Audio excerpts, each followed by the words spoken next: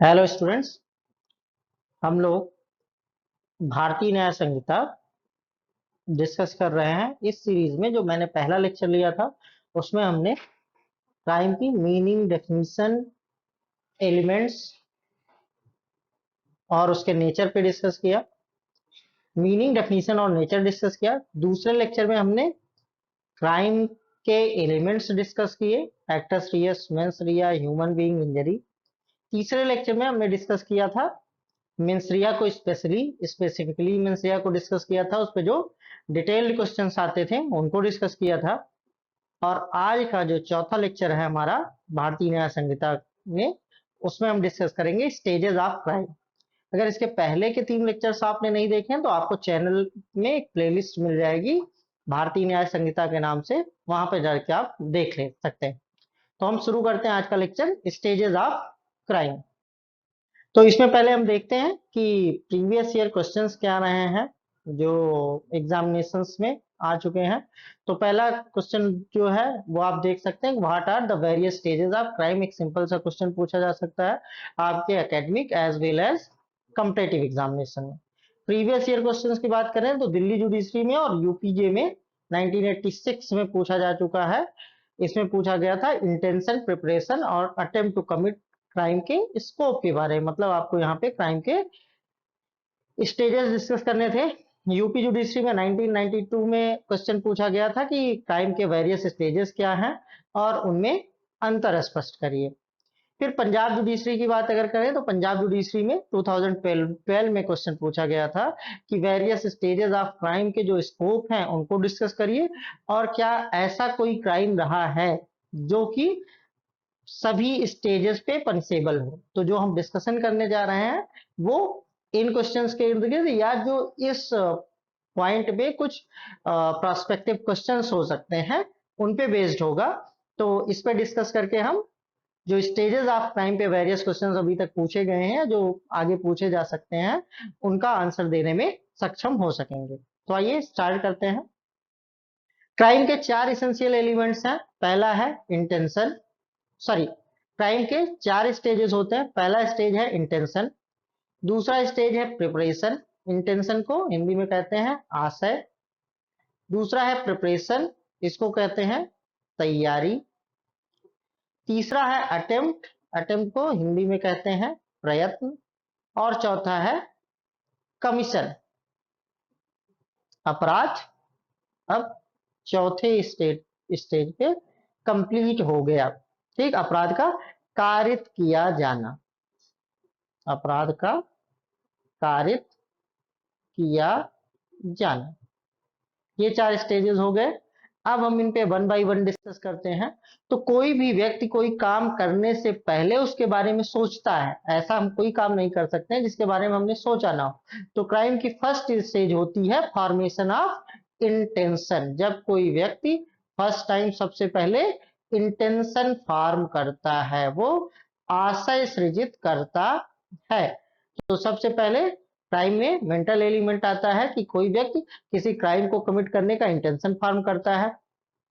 ये क्राइम का mental element है। जब हमने मेंसरिया डिस्कस किया था तो वहां पे डिस्कस किया था। लेकिन अगर जैसे कि क्वेश्चन पूछा गया था क्या ऐसा कोई क्राइम है जो सभी स्टेजेस पे पनिशेबल हो, तो इसका आंसर है नो।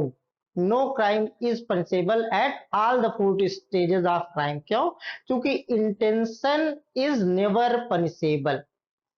आशय, किसी अपराध को करने का आशय मात्र ही कभी भी दंडनीय नहीं है। क्यों? क्योंकि किसी के मन में क्या चल रहा है, किसी के मस्तिष्क में क्या चल रहा है, वो क्या सोच रहा है, उसका क्या आशय है, इसको हम जान नहीं सकते हैं।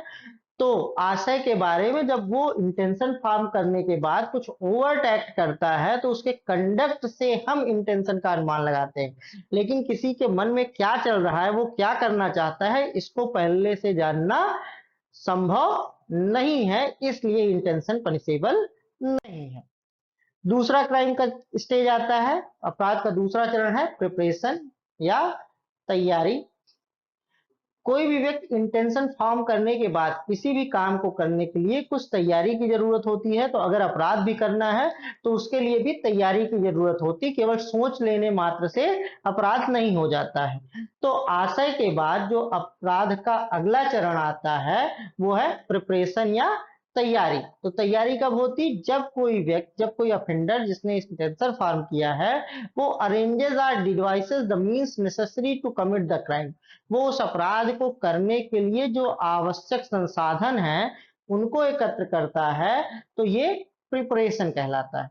अगर बात करें प्रिपरेशन के पनिशेबल होने की, तो preparation is generally not punishable, मतलब सामान्य परिस्थितियों में प्रिपरेशन पनिशेबल नहीं है। सामान्यतः किसी कार्य के, किसी अपराध को करने की तैयारी जो है वो पनिशेबल नहीं है, लेकिन कुछ आपराधिक परिस्थितियां हैं जिनमें तैयारी भी दंडनीय है। जैसे प्रिपरेशन टू कमिट डकैती, प्रिपरेशन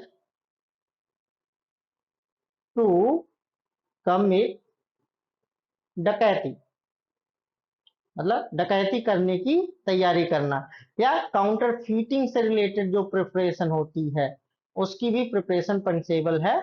तो कुछ आपराधिक परिस्थितियों को छोड़ करके प्रिपरेशन पनिशेबल नहीं है। तो आपका आंसर होगा there are only exceptional circumstances in which preparation is punishable, generally preparation is not punishable. तो जनरली प्रिपरेशन पनिशेबल क्यों नहीं है, इसको दंडनीय क्यों नहीं बनाया गया है, तो इसके चार कारण बताए जा सकते हैं। पहला है कि प्रिपरेशन इज जनरली हार्मलेस, सामान्यतः प्रिपरेशन करने से किसी को कोई नुकसान नहीं होता है। किसी व्यक्ति ने किसी अपराध को करने का आशय गठित किया और उस आशय को क्रियान्वित करने के लिए वो तैयारियां बना रहा है, इससे किसी व्यक्ति का कोई नुकसान नहीं होता है। दूसरा ये है कि अगर कोई व्यक्ति कोई पर्टिकुलर प्रिपरेशन कर रहा है, किसी काम को करने के लिए तैयारी कर रहा है, तो आप निश्चित तौर पे ये नहीं कह सकते कि ये व्यक्ति यही काम करेगा। हो सकता है जो देखने में लग रहा है कि ये काम करने वाला है, अब बाद में ये निकल के आए कि वो कोई दूसरे काम को करने की तैयारी कर रहा था।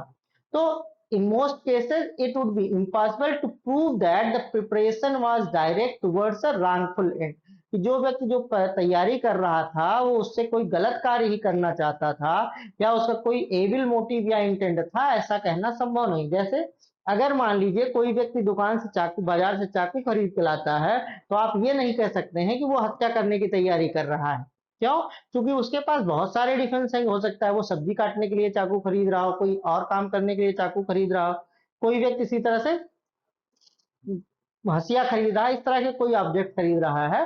तो वहां पे आप सर्टेन होके नहीं कह सकते हैं कि इस व्यक्ति ये तैयारी ये अपराध के लिए कर रहा है। हो सकता है वो किसी अन्य उद्देश्य से वो तैयारी कर रहा हो। तीसरा कारण यह है कि अगर प्रिपरेशन को भी पनिशेबल बना देंगे तो अपराधों की संख्या बहुत ज्यादा बढ़ जाएगी, और क्रिमिनल लॉ की पॉलिसी होती है कि अपराध कम से कम हो। वो नए अपराध इस तरीके से सृजित नहीं करना चाहती कि हर कार्य अपराध ही हो जाए और अपराधों की संख्या बढ़ जाए, इसलिए भी तैयारी को दंडनीय नहीं बनाया गया है। लास्ट रीजन है कि केवल प्रिपरेशन मात्र से, मान लीजिए कोई भी व्यक्ति कोई अपराध करने की प्रिपरेशन कर रहा है, तो प्रिपरेशन मात्र से ही किसी व्यक्ति को कोई नुकसान नहीं होता है, या जो किसी व्यक्ति का सिक्योरिटी का जो सेंस है, जो रक्षा का भाव है, वो प्रभावित नहीं होता है, या समाज को उससे कोई भय नहीं होता। जैसे कोई व्यक्ति अगर चाकू खरीद के लाता है, कोई व्यक्ति मान लीजिए कुल्हाड़ी खरीद के लाता है, तो इतने मात्र से लोगों में भय नहीं होता है, क्योंकि चाकू और कुल्हाड़ी कई उद्देश्यों से खरीदी जाती हैं। आवश्यक नहीं है कि वो अपराध करने के ही उद्देश्य से की जाए। तो तैयारी मात्र से आप निश्चित तौर पर ये नहीं कह सकते हैं कि ये व्यक्ति कोई निश्चित अपराध ही करना चाहता है, या वो व्यक्ति कोई अपराध करना ही चाहता। हो सकता है उसका आशय कुछ अच्छा काम करने का हो। तो इस तरीके से प्रिपरेशन या तैयारी दंडनीय नहीं है, कुछ आपराधिक परिस्थितियों में है। तीसरा स्टेज आता है अटेम्प्ट का। अटेम्प्ट या प्रयत्न।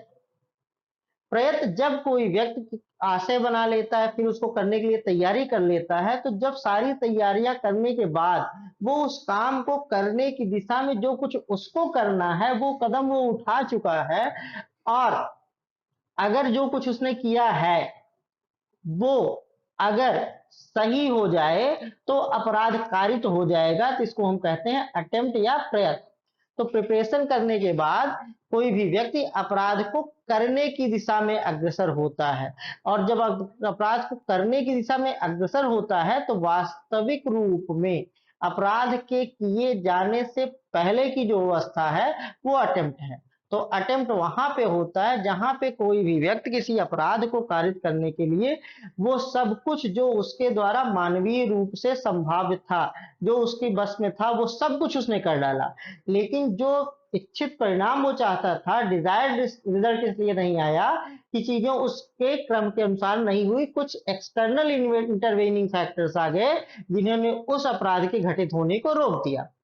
ठीक, तो अगर अटेम्प्ट सक्सेसफुल हो जाता है तो वो कमीशन हो जाता है, मतलब अपराध कारित हो जाता है। लेकिन अगर अटेम्प्ट सक्सेसफुल नहीं रहा तो वो केवल अटेम्प्ट ही रह जाता है, वो अपराध नहीं बनता है।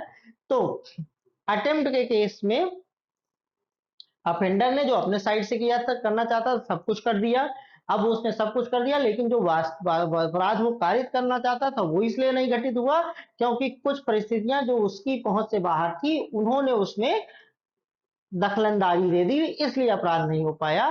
तो इसको कहते हैं अटेम्प्ट। तो अटेम्प्ट इज ऑलवेज पनिशेबल, मतलब कोई ऐसा ऑफेंस नहीं है जिसका अटेम्प्ट पनिशेबल ना हो। तो सभी ऑफेंसेस का अटेम्प्ट पनिशेबल है, बशर्ते कि जब अटेम्प्ट की बात की गई है तो जैसे बीएनएस आया है तो बीएनएस के सेक्शन 62 में उन अटेम्प्ट्स की बात की गई जिनके लिए अलग से कहीं दंड का कोई प्रावधान नहीं है। मतलब अगर आप भारतीय न्याय संहिता देखेंगे तो वहां पर कहीं कहीं अपराध बताया गया है, अपराध को कारित करने के लिए दंड बताया गया, और साथ ही साथ उसके प्रयत्न करने के लिए भी दंड बताया गया है।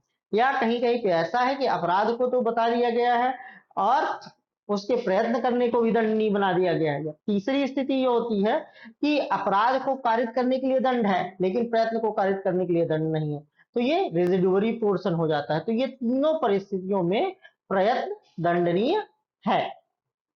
क्यों दंडनीय? इसलिए है कि प्रयास के मामले में जो कुछ भी अभियुक्त कर सकता था उसने किया, अपराध केवल इसलिए नहीं कारित हुआ कि कुछ चीजें जो उसकी नियंत्रण से बाहर थी उन्होंने उसमें इंटरवीन कर दिया, उसमें उन्होंने अड़ंगा लगा दिया, इसलिए अपराध कारित नहीं हो पाया। और क्राइम का चौथा और लास्ट स्टेज है कमीशन। कमीशन मीन्स जब अपराध कारित हो गया, तो किसी व्यक्ति ने कोई कार्य करने का प्रयास किया और वो अपराध वास्तव में कारित हो गया, तो ये चौथी स्टेज हो गई कमीशन, जो कमिट से बना, जैसे कहते हैं कमिट टू डेथ या कमीशन ऑफ डेथ। तो commission, if the offender is successful in his attempt, अगर वो जो अपराधी है वो अपने प्रयासों में सफल हो जाता है, एंड रिजल्ट्स आर ऑब्टेन, और रिजल्ट मिल जाता है, this is the commission of the crime and the crime is considered complete. तो ये व्यक्ति, कोई व्यक्ति जो आपराधिक कृत्य करना चाहता रहता है, अगर वो उसको कर लेता है तो वो अपराध कारित हो जाता है, और उस अपराध के कारित होने की दशा में ये कंप्लीट हो जाता है, और कमीशन भी ऑलवेज पनिशेबल होता है।